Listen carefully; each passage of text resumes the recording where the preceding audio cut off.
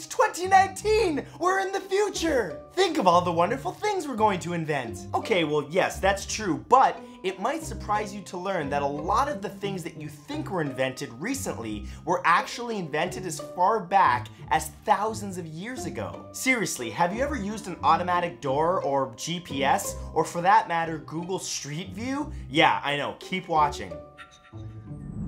Here are the 10 oldest versions of modern technology. Number 10 are automatic doors. Modern automatic sliding doors were invented in 1954 by Lou Hewitt and D. Horton, but they weren't actually the first doors to open for a person on their own. Nearly 2,000 years ago, a genius mathematician and mechanical inventor named Heron of Alexandria, or Hero for short, invented a way to have a door open itself automatically. His idea involved steam and water pressure, which were new concepts at the time. A fire would be lit by a temple's priest, and its heat would build up pressure inside a brass container. That pressure would, in turn, displace water already there. The water would get pumped into some holding containers, which would lower under the new weight of the liquid and slowly pull open the door. The entire process took hours, but to anyone watching, the temple doors just opened all by themselves. That would never work nowadays. If something takes more than 2 seconds, people are like, come on, time is valuable, I got things to do, let's go. Number 9 is a route finder or navigation. These days, it seems most people would be unable to get from place to place without the assistance of a GPS. I'm definitely one. You know, the global positioning system, which has personally saved me many times, that tells us where we are through the satellites at any given time. Before the invention of GPS, however, people relied on maps and have done so for thousands of years. But in the early 1920s, devices would appear that would bridge the gap. Wearable on the wrist, the Plus4's route finder consisted of 2 reels as well as an interchangeable map cartridge which kind of resembled a scroll. Users would wind the map as they traveled along and follow the streets as it was laid out on it. 10 years later, versions of this contraption came out meant for the car. Using the vehicle's speed, the scroll would move accordingly. One of those people that is very grateful for GPS right here, because I get lost very easily. I got lost in my hometown once that I grew up in my whole life, so Matt's a simpleton. Number 8 is an e-reader. Before Kindles began saving trees, the only way to read a book was to purchase or borrow one, right? Amazon launched the Kindle in 2007, before which, in 1998, its predecessor, the Rocket eBook, was unsuccessfully sold by Nuvo Media. But neither of those were technically first. That distinction goes to a product from the early 1920s, Fisk's Reading Machine. Terrible name, I know, but hear me out. Invented by Rear Admiral Bradley Allen Fisk, the Reading Machine was a metal handheld instrument with a magnifying glass for one eye and a small flip-out shield to block the sight of the other. Books were written in tiny fonts on a long, thin strip that slid through the device and under the magnifying eyepiece. One of the first books available for it was Mark Twain's Innocent Abroad, which was around 93,000 words but fit onto 13 cards. Again, brilliant, but something that would not last in today's society. Ain't nobody got time to be staring their eyeball into a little hole. Mama, I'm reading. Number 7 is chewing gum.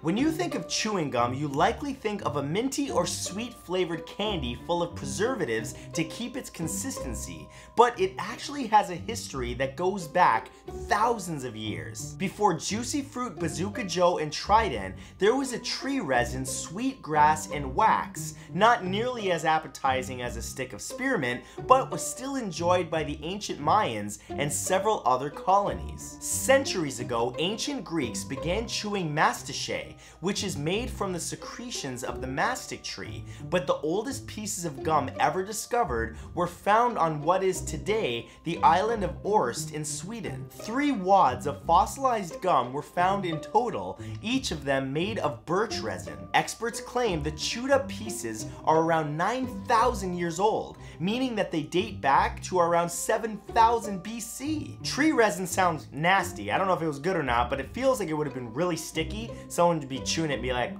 I just took my tooth out, but hey, it was tasty. Number 6 are vending machines.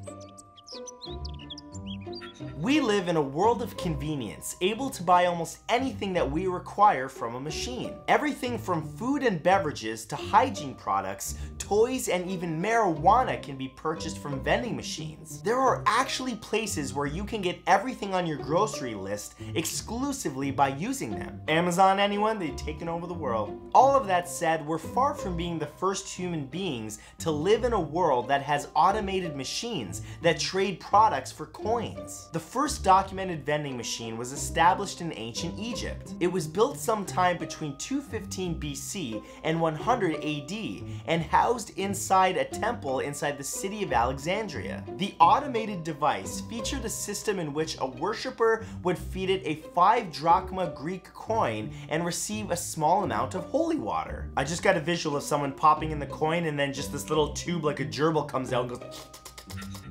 Number 5 is a toy car.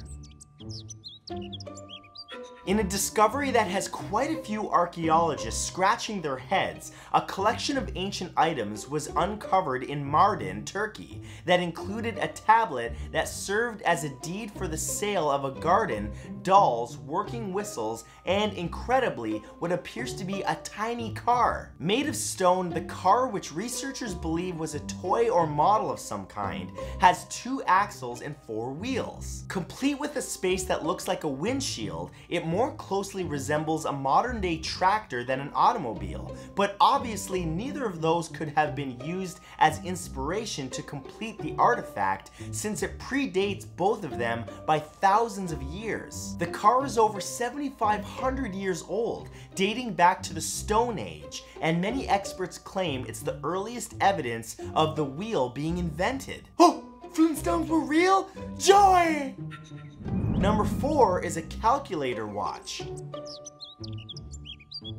While calculator watches would obviously be considered a 20th century invention, and the Apple Watches and Fitbit's 21st century ones, none of them can be called the first tiny calculators that can be worn on the hand. For that device, we have to go back hundreds of years to the Qing dynasty of the 17th century. Believe it or not, the first wearable calculator was a super small abacus that was attached to a ring. Now nicknamed the Smart Ring, the device was invented by an unidentified man in China who was clearly ahead of his time. The abacus was only 1.2 centimeters in width, so small it was nearly impossible to operate by hand, instead requiring small, pointy items such as pins to move each bead along one of 7 rods. Still, quick calculations while out on the town were still easily handled. Sounds smart, but would drive me up the wall if I had to just be like, hold on, let me calculate the tip.